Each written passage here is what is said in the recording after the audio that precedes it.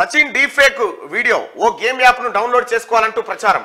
Social మీడియాలో viral గా మారిన వీడియో. అలాంటి వీడియోలు తను ఎప్పుడూ చేయలేదన్న సచిన్ రిపోర్ట్ కొట్టాలంటూ అభిమానులకు పిలుపంటూ ఈ డీప్ ఫేక్ వచ్చిందోటి నరేంద్ర మోడీ ఫోటో పెట్టి వీడియో పెట్టి ఇంకెవడో తిడుతున్నట్టుగా ఇట్లా రకరకాల వీడియోలు తయారు చేస్తా ఉన్నారు. అది నిజమా అబద్ధమా కూడా ఎవరికి అర్థం కాదు, అంత పర్ఫెక్ట్ గా ఉంటున్నాయి అవి.